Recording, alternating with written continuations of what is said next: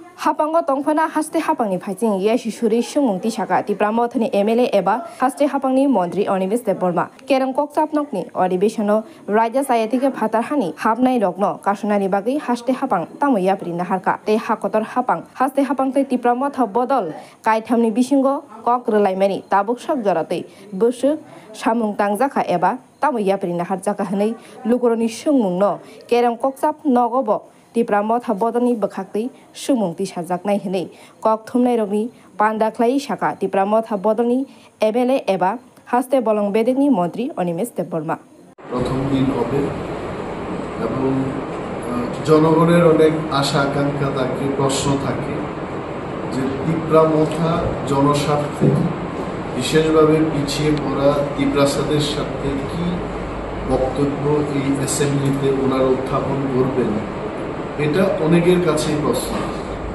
সরকারের থেকে তিপ্রামথা কথা বলছে না অনুপ্রবেশকারীদের বিরুদ্ধে কি পদক্ষেপ সরকার নিয়েছে সেই সমস্ত বিষয় নিয়ে রাজ্যের মানুষ জানতে চায় আমরা তিপ্রামথা লেজিসলেটিভ পার্টি আমরা সিদ্ধান্ত নিয়েছি যে বিধানসভায় চলতি অধিবেশনে আমরা অনুপ্রবেশকারী প্রতিরোধে এবং যারা প্রবেশ করেছে তাদের বিরুদ্ধে সরকার কি পদক্ষেপ গ্রহণ করেছে সেই বিষয় নিয়ে সরকারের থেকে আমরা সরকারের কাছে জানতে চাই দুই নম্বর যে ব্যাপারটা হলো কেন্দ্রীয় সরকার ত্রিপুরা সরকার এবং তিপ্রামথার মধ্যে ত্রিপাক্ষিক যে চুক্তি হলো এই চুক্তি রূপায়ণে কেন্দ্রীয় সরকার রাজ্য সরকার কি ভূমিকা নিয়েছে এবং তার অগ্রগতি কি সেই সম্পর্কেও রাজ্যের পিছিয়ে পড়া মানুষ সেটা জানতে চায়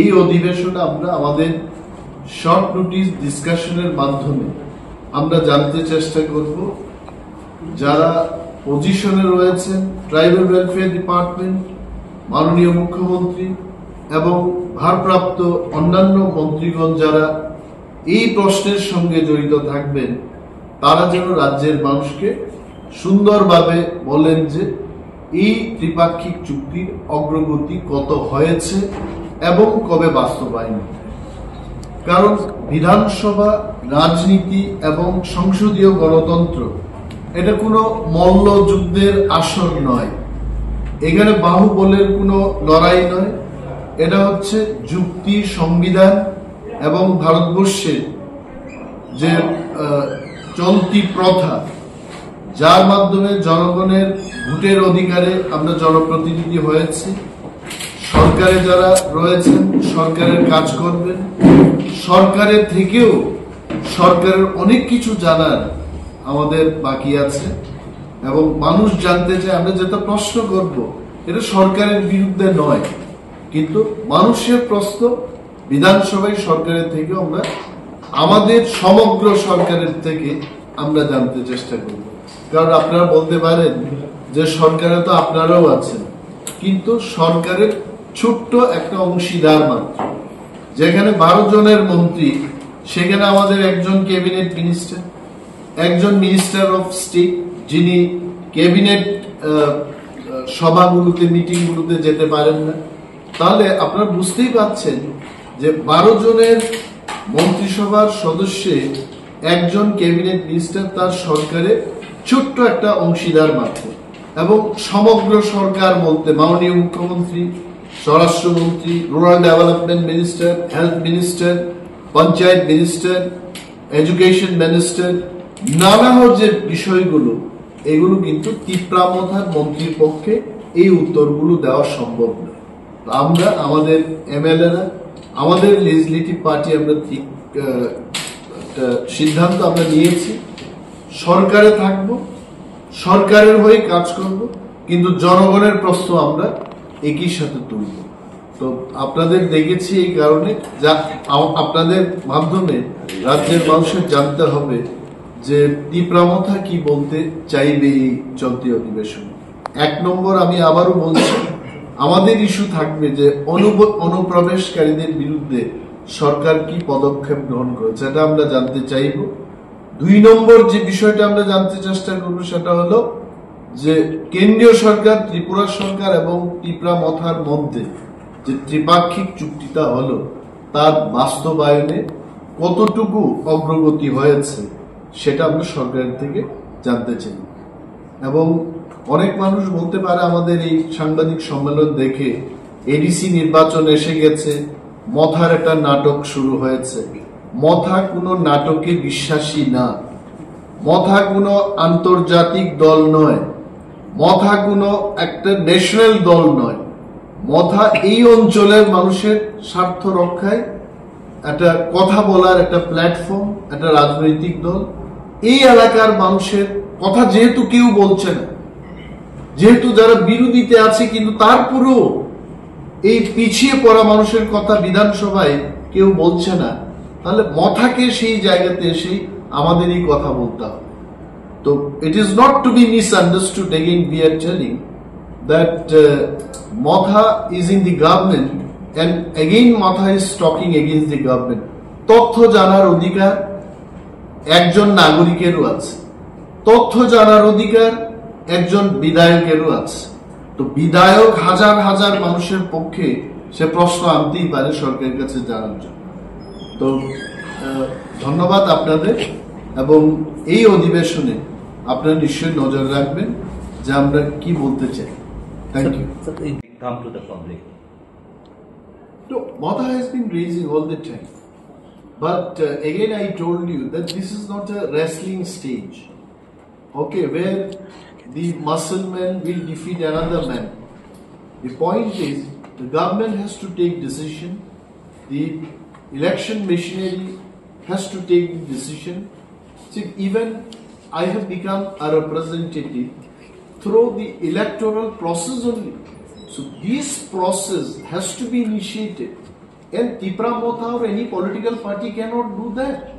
There is a department, and the government has to give the direction, and that is why Tipra Motha is raising this point. No, my question was, you are also part of. I think we also should take in the house and let the people of the state know about the seriousness of Tipra Motha. If at all this is not getting implemented, it is not our fault. But the government has to reply. The administrator, the central government, the state government, the people responsible to answer this question, it is time for them to answer. Another issue is about infiltration. Even yesterday, the Prime Minister is coming in a district, Gomoti. There 5 infiltrators were arrested only yesterday. What does it speak about the situation, and the Ministry of Home Affairs notice that? This question you should have asked the concerned minister, who's looking after of the department. I think I need not to mention. This is where Tipra Motha is raising the point, that in spite of central government giving direction to the state government in regard to the infiltrators illegally who are migrating in Indian Union, they should be identified and they should be pushed back. But reasonable work, reasonable action, we have not seen in our state, to be very frank. Whether the state government is serious about it or silently they are doing. If anything the state government is doing silently, then we should know and the people should. 31st December. What is your view about? We are very clear about. We don't have the number in the parliament. We don't have any representative from our party in the parliament, either in the lower house or in the upper house. We don't have any representative. But we are of the opinion that there was real cut-off date. Who are foreigners? Who are not foreigners? It had been already decided long back. I think 1971 was the cut-off year, and Tipra Motha firmly believes that central government, I think maybe having the majority in the parliament, they can always give this kind of direction. But Motha believes the real cut-off year should be 1970. Last 2 questions. Village Technology I can answer. Printing and stationery, then I can answer. 3 departments are in my mind. But how can I answer what exactly is happening in rural development, health, tourism. Different ministers are there. So Motha wants to know what exactly is happening in regard to all these issues. If you are still now, it proves you are not satisfied with these two See, particular it is points. not my satisfaction. It is the question of the people. Because we are all here to address the problem of the people. Even BJP is here. Cholo Paltai, it has come out of the cry of the people. Or CPM is existing because of the cry of the people. IPFT is here to address the issue of the people. So what we are raising is not the issue of Animesh Debbarma or the forest minister. It is the cry of the people, the issue of the people. Thank you. Bureau Report, Khumpui.